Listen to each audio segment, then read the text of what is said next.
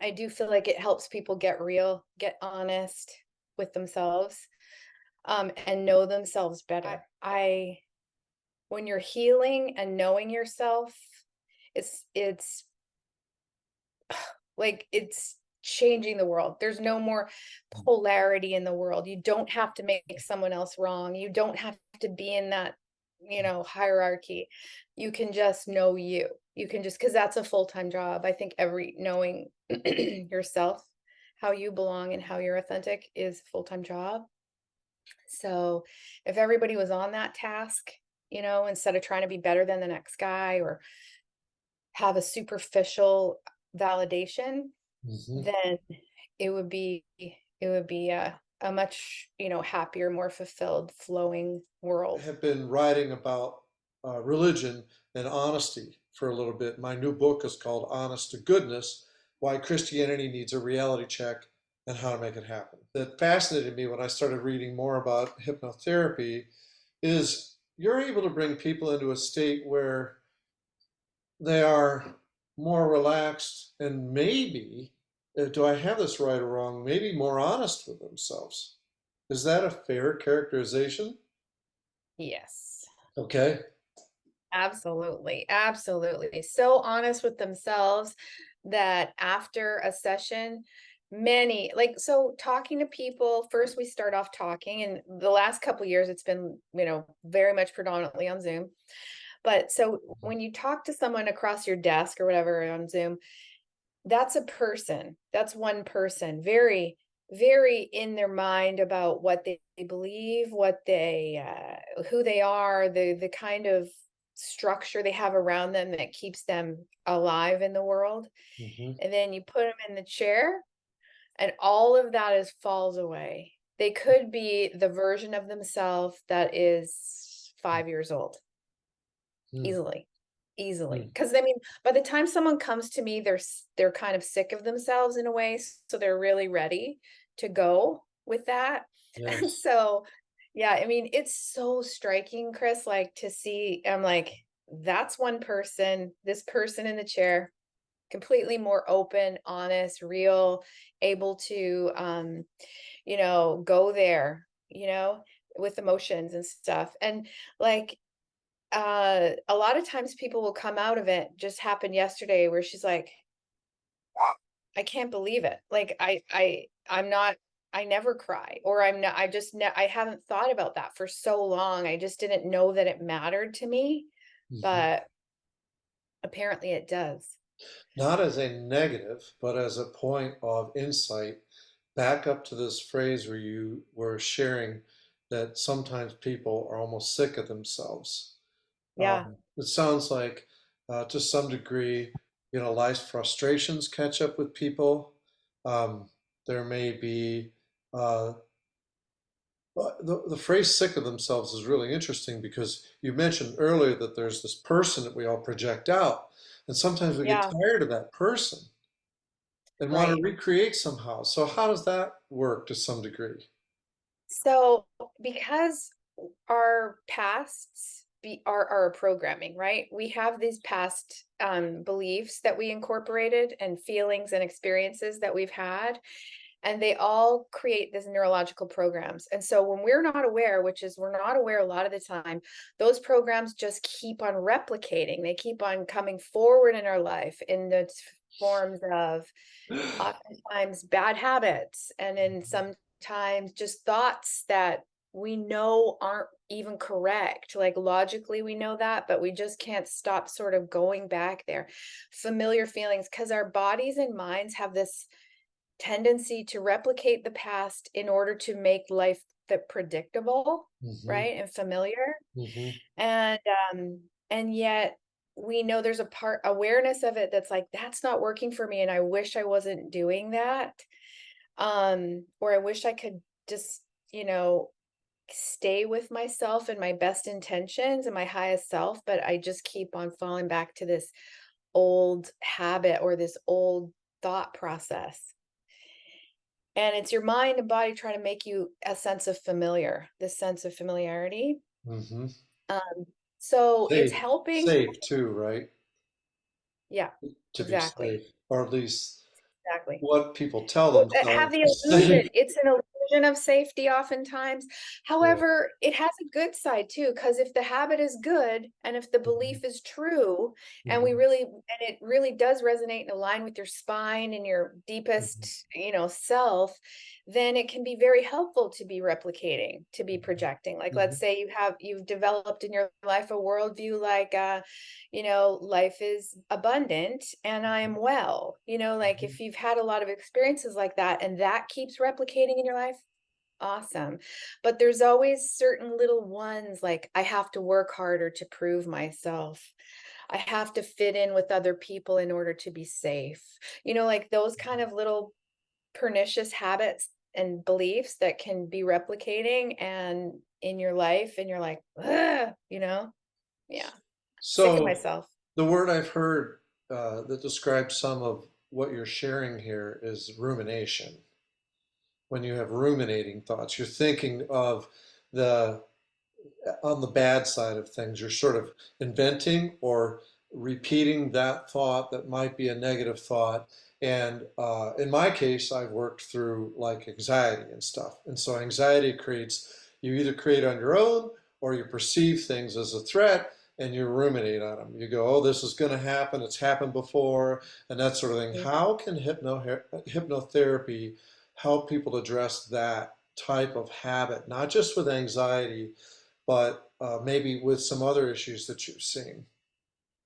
Curious. So, yeah, like there's a few kind of ways that work in concert. So like one of the ways is to just experience wellness and happiness in your mind. So Mhm, just like to go into this present moment where you're very in touch with your body and your feelings, and to create in your imagination beautiful experiences, lovely, lovely experiences. And my experience is that what that opens up to is a very spiritual experience where mhm, you realize it's not just you and a therapist or you and your mind, but there's also you and then this greater you, if you will, mhm, God, if you will. And by having these experiences, it's been proven that you can actually up level your default level of happiness. Like if you get in a practice of simply having these lovely journeys, right? Your default level. So you've heard of the hedonic treadmill where people tend to go back to their same levels of happiness. uh-huh, You can up level where that is. And then another thing is by exploring and sometimes like with ruminating thoughts, like with emotions, like let's say you're just mad all the time, you're just angry all the time. mhm, I don't think it's necessarily as useful to go back in the past and look at that. But for certain thoughts, like it can be helpful to see that as a door that we can keep going down into the layers of the past and understanding the beliefs that are making this why you're ruminating on it, because the rumination's probably a key that there's something you haven't figured out. So let's dig in, right? And mhm, figure it out. Let's find out. And you get insights. And then by the insights, you're shaking loose those thoughts and just hearing yourself and being heard by someone else. It sort of shakes loose those thoughts. So you get in that practice of seeing your triggers or your unwanted experiences as doors into your perceptions and mhm, going down into finding them. There could be unresolved emotions. It can be, so relieving. Like, for mhm, example, was working with this one guy, mid 50s, kids grown up. And he'd had some terrible experiences in childhood with his stepfather, mhm, abuse, right? mhm, And he hadn't been able to ever think about it. He just gone ahead and tried to live a happy life. He had a wonderful wife, it sounds like. But his wife and daughters were so sick of him. They were so sick of his always reacting and like causing trouble, like drama at family gatherings and stuff, and mhm. saying people, Wow. being critical. And he sort of had this anger thing. And his mom his mom's presence in a room would really trigger him, but he didn't acknowledge it. Wow. So Huh. by going back to the past and seeing where's the mystery of why does your mom make your skin crawl, you know? Mhm. Mhm. By and going through those early experiences, and he was shocked that he said like I always thought I couldn't do it. So just by doing it gave him by seeing it and being there, you know, in the place where it had the room where it happened, you know, he was able to say like it's I can do it. I'm brave. Like I don't have to resist it and run away and Mm. feel like I have to turn from it and create a new reality. I can actually say that was part of my reality. So it kind of integrates. And then the result is on that conscious life in his life, he is able to be in the same room with his mom and be completely at peace. So, Catherine, you were able through some hypnotherapy to really kind of recreate that presence of being in that room and addressing what emotions were going on. What do you think he discovered? I'm just kind of curious. I think he discovered that the pain that was inflicted on him um was uh healable just by being witnessed by himself, his higher self and his better self and Right, me and right. another person. That he could actually take himself there and feel his feelings through it because, you know, when someone's abusing you and you're 6, you can't really understand and you can't really be there for yourself. Hmm. Dissociation is super common, right? Hmm. Or and anger, and you just block it all off with dissociation and anger, and that it doesn't matter how deep your trauma is, you can handle it if you're loved through it. That's what I It's believe. really, you put that so well. And yeah, I really hope in sharing this conversation at some point with people, they realize the possibilities of that Yeah, because many exactly. people have these things that they carry with them, Yep, and maybe try to avoid for a long time and wake up pounding the pillow some night at the age of 30 or whatever, wonder why am I angry or, that kind right. of thing. Um, Pounding their spouse and pounding their children and pounding themselves yeah, yeah, and yeah, yeah. yeah, Yeah, it's really sad when it gets to the point of abuse, but it's very common. And yep. yeah, um, touching on another thing that you brought up, because I just feel the fruit of this conversation is that you express yourself very well and sharing, obviously proprietary, but how your patients have responded to certain aspects of hypnotherapy. The thing that really excited me a couple minutes ago was how you recognized that there are ways to, well, up level one thing, but what popped into my head right away was a sense of wonder. That it's just as that you can walk through life with trauma, you can also get jaded. I met a guy who was 65 who told me, I'm not going to kill myself, but I wish it would just end. Because I'm just done. He goes, I just don't feel like a motivation to anything in life. And what else is there to do? And I was like, wow, what a admission to use that term. And I thought, how could someone help that individual? And I'm thinking, why did he become jaded? Was there some emotional trauma or was there something? And where might you go with someone like that? I know this is conjectural, but Yeah. you seem to have a lot of breadth to how you look at things. So I'm going to challenge you with that a little bit and say, where do you think you could go with a gentleman like that? Oh my gosh, it's totally I'm like, I'm in it. I'm already ready Okay. for him because the thing is when you shut off your feelings, when you start turning the taps off, it's safe and it can be numbing and comfortable, but you're also turning it off to everything, to the wonder and the joy. So with my clients, depending on how ready they are and what they want to do, they're the leaders, but I just want to turn the taps back on and I want to turn them on to what hurt you, what happened to you, Hmm. how did that hurt, and I want to turn it on to what thrills you, like what's your juice, what's Hmm. your jazz, what makes you light, Hmm. turn on. So just turning both those taps on, they come together, Yeah. the what happened to you, and also because, and honestly, it doesn't have to be a war zone or abuse or anything.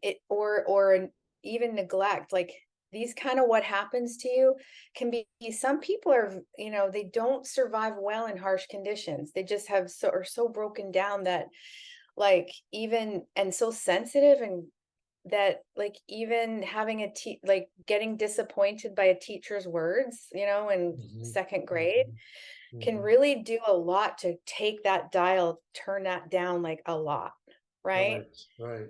And so, and then your brother did something, and there goes the dial a little bit more. And all these things of what happened to you, right? Yeah. And Yeah. then, as once you have a perspective like the world's not safe and it's a hostile environment and so on, you're going to find that. You're going to find proof for the reasons to keep on tamping yourself into this little hole where you don't feel anything. And this thing is, I think if you don't feel one side, you also don't feel the other. So So as giving people, yeah, like it's an experiential thing too with hypnotherapy. Like you want to experience these things in your mind because the mind has so much, it's a huge place. It's an Mhm. infinite wonderland. Like it's a place, right? Right. And so experiencing them in your mind and body allows you to be like, wow. And then you get your taps flowing a little bit more, and then you go out in the world and you're like, okay, like I just got very, very touched by a flower. Like I just looked at that flower and felt like, wow. Hmm. Whereas before I would have just, like, my blinders weren't letting me see, Hmm. you know. And then when you experience these nice feelings in your body of in hypnosis, you're open to more nice feelings. It's like that replicating of your experience. And when you're open to feeling healed and expressing your sad emotions or your disappointments in life, and realizing that, oh, that's it's not true. I don't need to, like, worry about that anymore. Then you're also a little more open to when you're feeling sad. It's like, my needs aren't feeling met right now, or about this situation, or just having more fluency with your emotions. I like that term too. Um, Yeah. we've approached this place where I was really wanting to have part of the discussion go, which was I love this concept of the mind being a space and a big place. Um, the other thing that we've talked on is a little bit of access to the spiritual side or the feeling of Yeah. the bigger you or the greater you. Um, and then I bump into a lot of people that this is almost too broad of a topic, and I don't want to go there, but that they're trying to encounter things through their religion, yet there are some really practical issues in life. Almost some of the trauma is outside of that experience, and either they're trying to heal it all through Jesus or some other faith, and they can't get there. I've heard that sometimes because it feels to me like they can't get there because they're not kind of talking about it. They're being fed um, some things that are supposed to be solutions that kind of aren't. And I wondered about that because it seems like hypnotherapy could open up some channels that would give people access both to that inner spiritual self so that they would come out of it and maybe even experience their religion or their faith in a new way, but also find that self that's looking for solutions, practical solutions to why they feel pain. And I like to say one of the things I've described in my book is how I look at religion in general and why I kind of believe in God per se. And it's this, that if love is real, and I definitely feel love and feel love, but at the same time, pain is real. It's as physically real and emotionally real as love. And so I don't see a divestiture between those two concepts and the reality of that and the material reality we live with. So you got to be practical and you've got to understand the world and you got to believe in science to some degree in order to really encounter and engage with the world and feel a sense of wonder for the world. And some people bury that under their religion or deny it and say, well, this world doesn't matter. And yet they're living with some of these traumas. And I know this is complex, but again, I want to challenge you because I feel like you have this insight to this idea of people having space for both in their mind, the intellectual side and sort of the emotional side, but also maybe finding out what that spirit. And like you said, you can feel that within yourself too, within your body in some ways. Yeah. And I love that idea. It's all in our bodies are the receivers of it all, right? Hmm. And it's like that guy said to you that if he wants to end it all, or he's just waiting for it to end or whatever, I Yeah. mean, that would be his body's death. But that's not necessarily the end, I don't believe. But anyway, like he's still gonna be looking at this stuff, even if his body ends. Okay, but anyways, that's a bit of a tangent. The thing is, I think that we are 85, 90% love is real.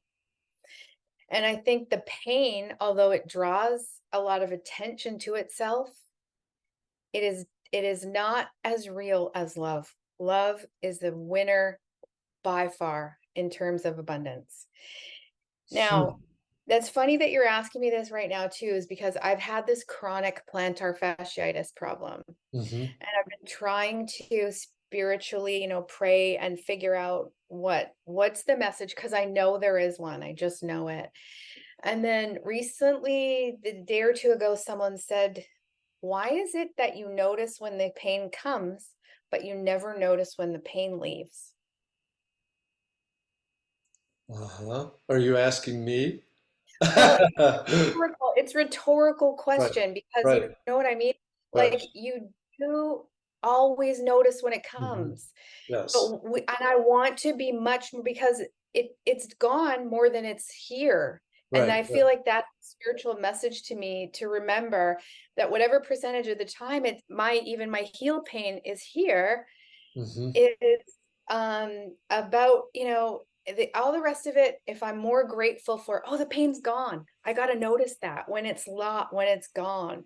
And then by that, I feel so loved and cared for by the universe.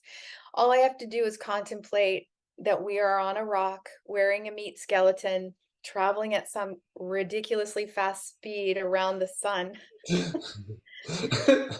And I think we're taken care of, right? And it reminds me also to think of that Bible verse about the birds and the lilies of the field. Hmm.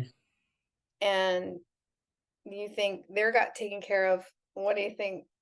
So honestly, I feel like it's a gift directly from God. I feel like every time I suffer emotionally, physically, it's a gift from God, because my body, I see it as a receiver, and my Hmm. body is sending signals Hmm. to the spirit. And this is my best way to know what's happening and which way to go, is by receiving the signals and deciphering them.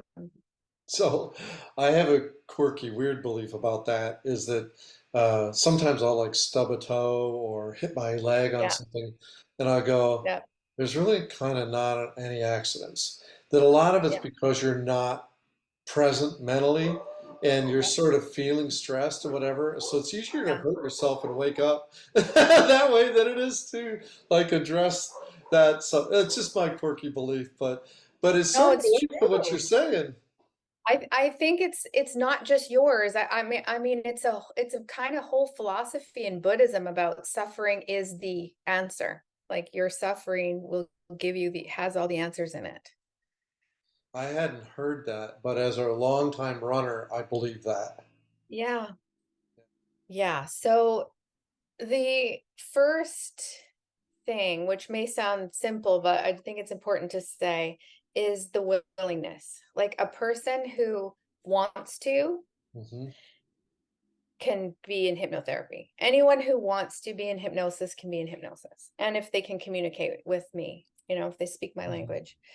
So that's the first step. Just want to, really just want to, and let's go. You're in. And what happens is the process is where I will talk about the goals and what they want to do, and hopefully tap really into their where they're at, and try to figure out a plan for where I want to go with Mhm. them. And then we just do this mental relaxation technique. I have a YouTube on a video on YouTube about it, like doing a induction, hypnotic induction, and then Mhm. some silence in the middle where your imagination can do whatever it wants. And then an emerging from hypnosis at the end is 15 minutes. So you get the feeling of what it's like. It's almost like you're dreaming, but you're awake. That's the state we're Mhm. looking for, a theta brainwave state. Your brainwaves Wow. will hopefully change. The more you practice it, the better you get at it. And so, and the more used to, your brain knows what's going on. Oh, we're going into this state now. So, and then we do work from there. We do all kinds of things. We do, age regression. We do role playing. We do storytelling, of various kinds that come up with insights and relief from patterns, mental patterns. Um, because it's all about being in the present moment and making it relaxed and pleasant Mhm. in order to relieve yourself of mental patterns. So that's the goal. And at the end of every session, and I think oh no, someone else was talking to you, but a lot of people that I work with are sort of like, you made me cry. Like Mhm. they're like, I didn't know that I was still mad about that thing, or I Mhm. didn't know that I was still really sad or whatever. So, but it's an experience that's very connected, personal, to yourself, connected, but it's also very relieving. I think 100% of my clients at the end of a session would say, "Oh, that was good." Mhm. So that's the That nice. bit you shared about uh, almost being dreaming while you're awake is fascinating. Um, I've dreamed fairly heavily or realistically, and I did have a Mhm. dream one time where I woke up and I couldn't separate the dream from reality. And I actually, at one point, it was all about a place near my college. And when I went up there, I actually kind of poked around to see if it was real, but it wasn't. It was a manifestation of some thing I really liked. And it was an environment, and I actually had to sneak into it, which I think was part of the whole purpose of it. It was sort of a dream about things I wanted that I wasn't getting to. And then when I got into this space, it was actually like this canyon, this beautiful canyon. And there are canyons up there, but this one wasn't real. But this one was sort of a perfect notion of that. And it was sort of about a space of desire. And it was a space of wanting to feel that sense of wonder I was talking about. And that's kind of what the dream was about, was sort of trying to get back to that. And when you're describing this to some degree, and you're talking about people coming out of it and almost saying, I didn't know I could go there, what a gift.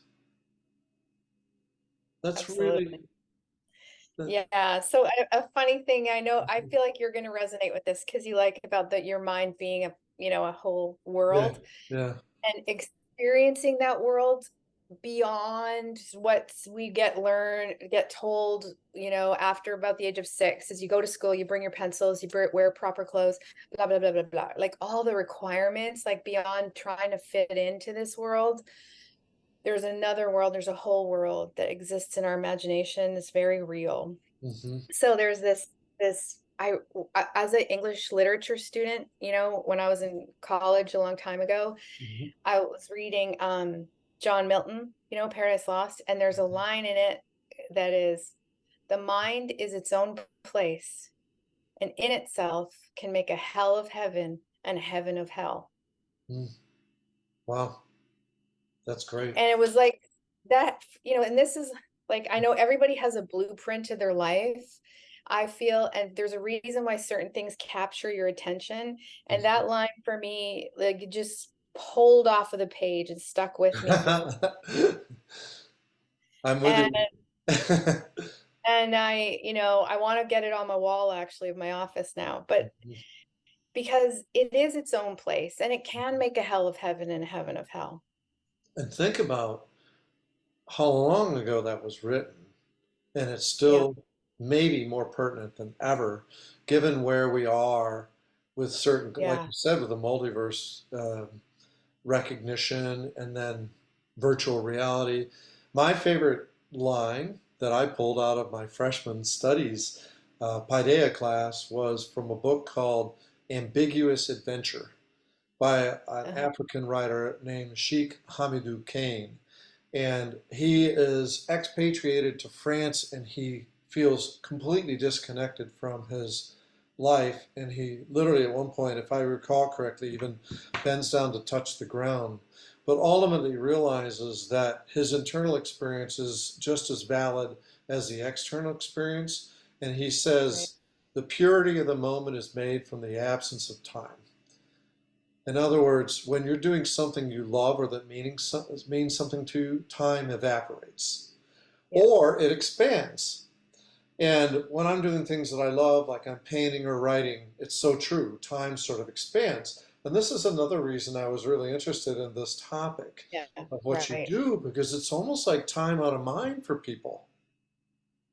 It really is. That's one of the things hypnosis is actually known for is it's people will be like, "What? That was 10 minutes." And actually that was an hour. Yeah. That to me, I guess that's the crux of when. Yeah. And by the way, I want to thank you for being open-minded because you and I bumped into each other on TikTok. You Yeah. know, we shared a couple messages, and you always got to be kind of cautious in who you engage with. But I love that you said, I like that you're curious because that's that line from Ted Lasso recently where he's throwing darts. He says, people have underestimated my whole life. He goes, it's because they're not curious. Right.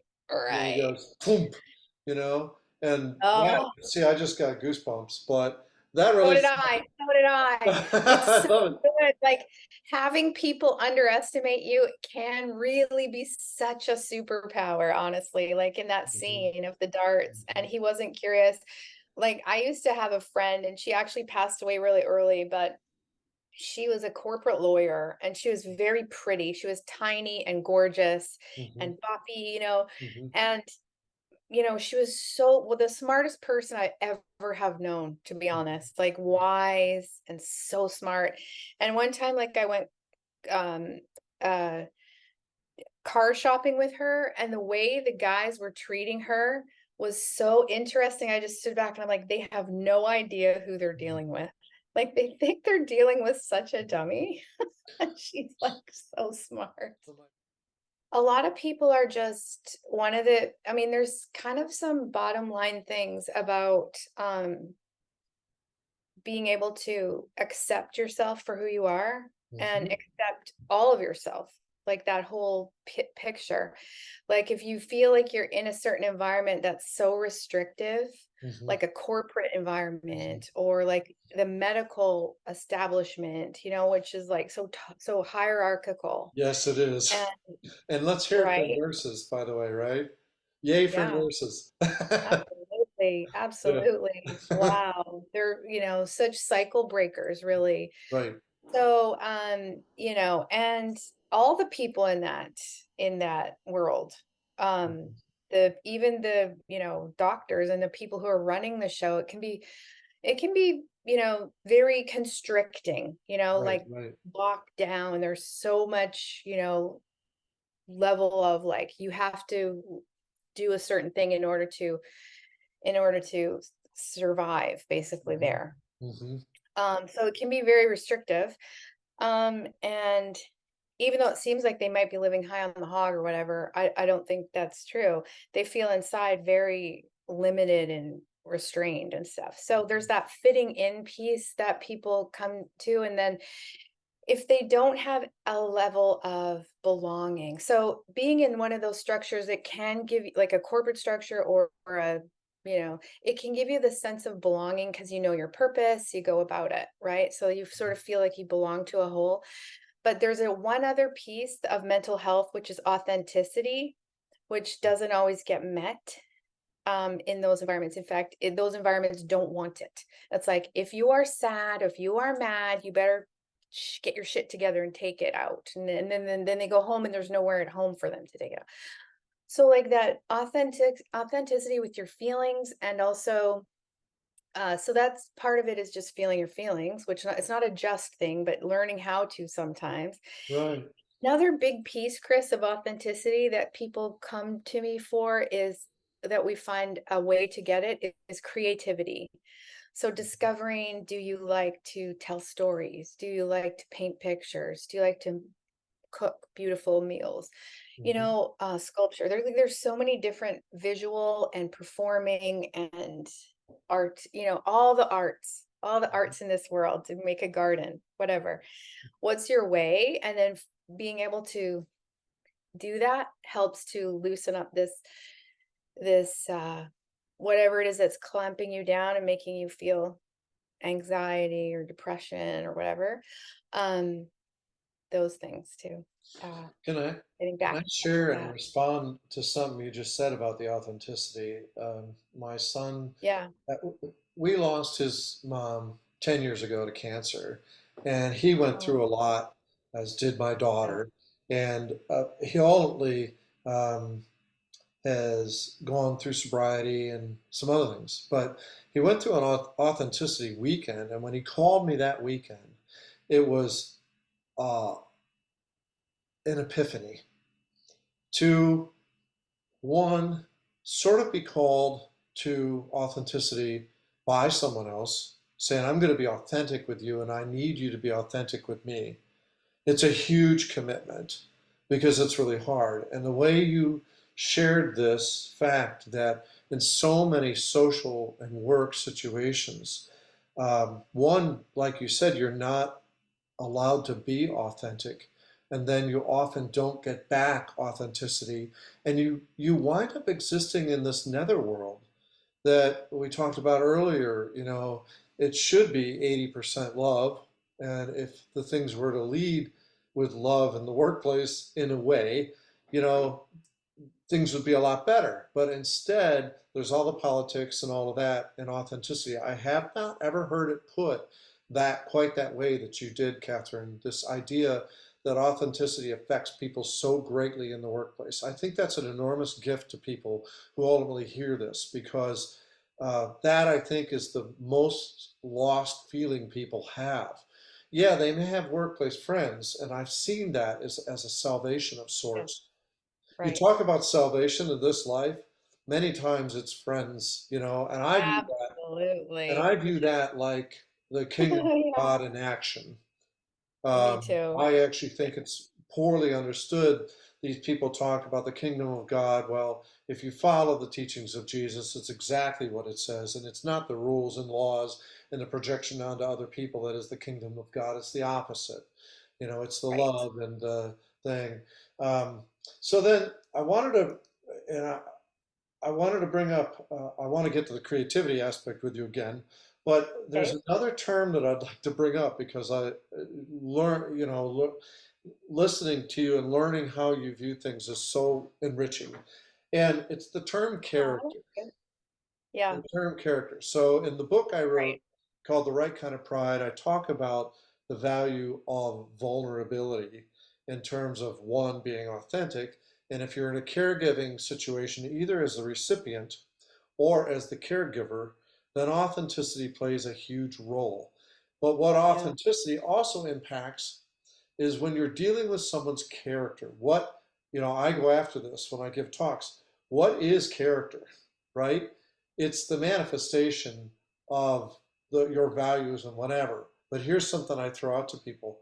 Can people's character change as a result of impact or trauma or that sort of thing? Have you seen issues with people dealing with their own character, or the character of another person in their life has changed and they're having a struggle with that? Um, yeah. So character being defined as integrity with your authentic self, right? Like, Right. right? Alignment with your values. Hmm. That's character. Yeah. Absolutely. Absolutely. Because like there's that idea of white lies, Hmm. right? Yeah. like the little lies you tell yourself and stuff. Mhm. Like once you start witnessing yourself, like all of my clients, my goal is to get them to be able to witness themselves in a new way. So Mhm. it's both wonderful and powerful to create your life to be the way you want it to be, but it is also a little bit of a pain in the butt because you start to hear what you say, right? And sometimes you hear yourself saying something to yourself like, something horrible, like, "You idiot, what are you doing?" Right? Or, "How could you be so stupid?" And you realize, I would never put up with someone saying that to me, and yet here's this voice inside my head Mhm. saying it to me. Wow, wow, yeah. And you go, "Oof, okay, Mhm. like, I gotta Mhm. change that voice, and I gotta realign myself to a voice that's more, aligned with where I wanna be, right? And so, that's that work, but even this more subtle things like like the white lie thing, like I'm just gonna say this thing to save face, and then you start to witness yourself saying that, and you'd be like, "Wait, what's the cost? What's the Mhm. cost to my character of, Mhm. um, saying like, 'Oh, I didn't get your message.'" You know what I mean? Who Yeah. are you and I'm not sure, I mean, I think a white lie is a white Wow. lie, and if it That seems like a little right? thing, but oh my goodness. Yeah, Yeah. right? And you're like, "Am I gonna just who do I have to lie for?" You know, who am I proving something to? If Mhm. I'm avoiding someone's call, I need to face it, right? Or if I just someone has an expectation of me that I don't want to fulfill, Mhm. I need to address that issue, right? Instead of lying my way around it or white lying your way around it. So there's something going on, and it's all just a message. Like your impulse to lie is a message, and it's just like the pain or any other habit or whatever. All Mhm. these things, and so yes, your character becomes very much more formed. And I have seen it happen. I have seen people take like I see things happening oftentimes in increments, and so taking a slow incremental approach to something like not lying anymore Mhm. or just face taking responsibility for something that I thought I could put on someone else, and just being like, what did, where did I go? What did I do to make that happen rather than thinking that thing happened to me? So these little incremental responsibilities and accepting yourself and being responsible for things, that's all character, right? And you can Mhm. incrementally grow it. Thank you. And I want to actually take that for a moment because one of the points I've been trying to make in this honest to goodness space is that not only are these little white lies you're talking about sort of a convenient way to avoid your character, there are Yep. also sort of institutional lies that sometimes we adopt as to be part of a group or part of the power base, or we talked about it with work, but it happens with Yeah. religion, it happens with Yep. politics. Yep. And so, this whole idea that we are responsible for ourselves and we are accountable for the white lies we tell ourselves, but also the bigger lies we tell ourselves.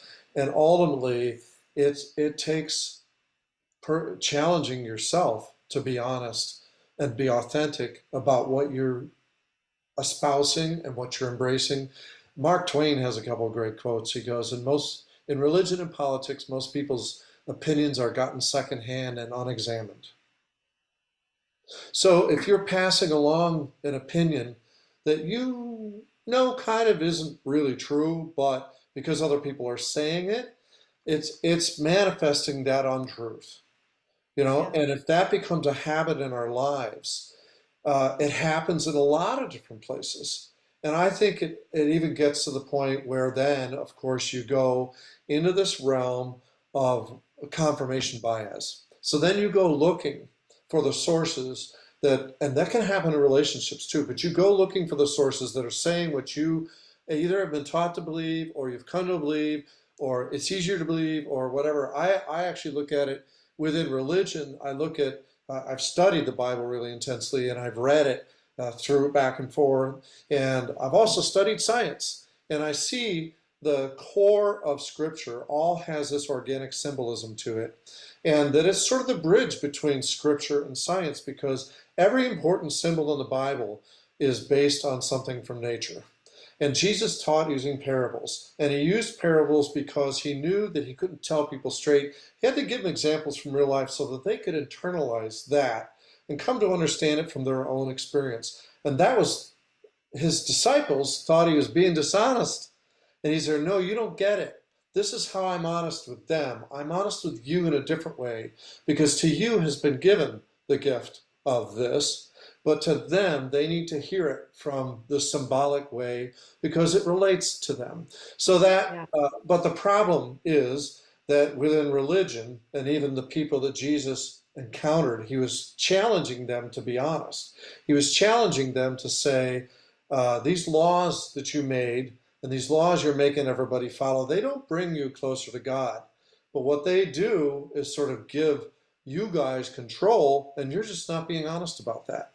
And so he was challenging their character and saying, you're getting wealthy and you've got all the status and position, but you're not being honest with yourself or with God.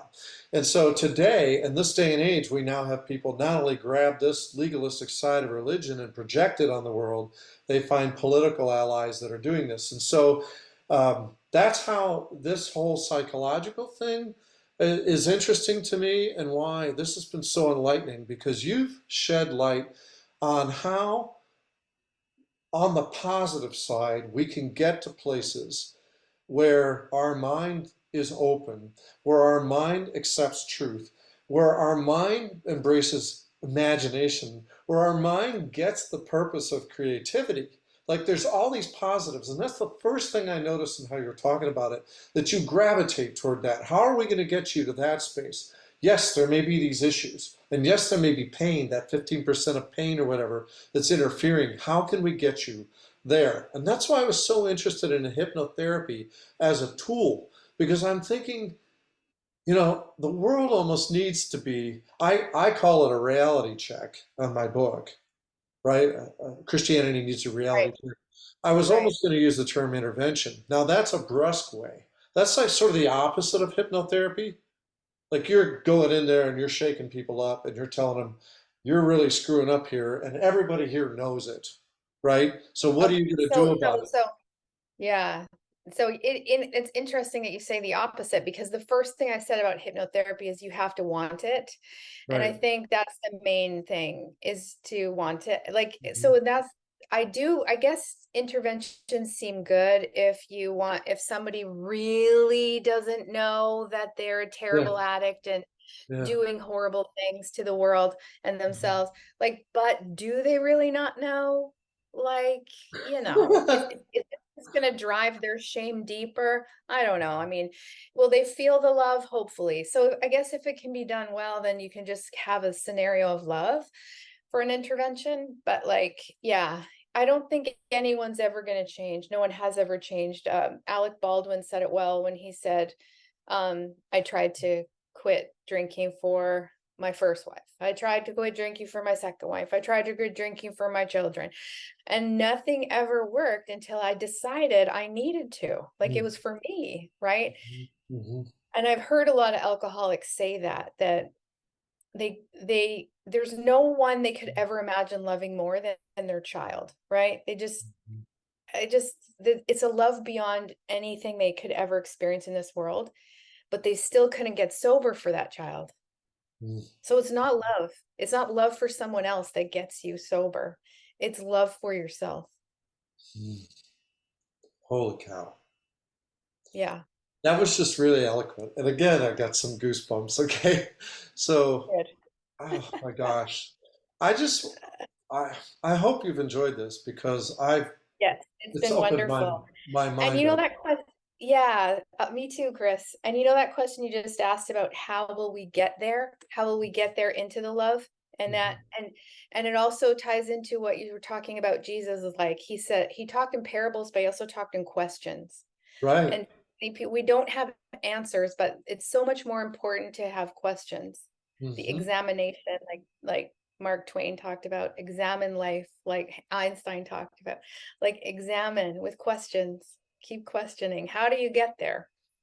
And I think if you're asking those questions, the right questions, that's how. Hmm. You really, that touches me because the therapist I worked with during sort of the late years of my wife's cancer, I went because I was caregiving for her.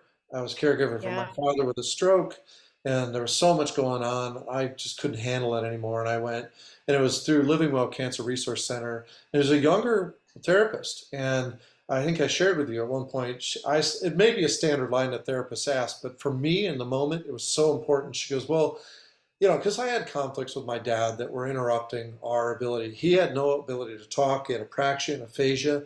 So I had to ask questions in order to ascertain what he wanted. And that could be really frustrating to him. And then it would bring yeah. up old angers, and he would flip out. And sometimes I would have to go away and say, Dad, I'll come Mm, back when we're both calmer, you know. good. But I was working through all that and also trying to help my brothers understand how to do this too.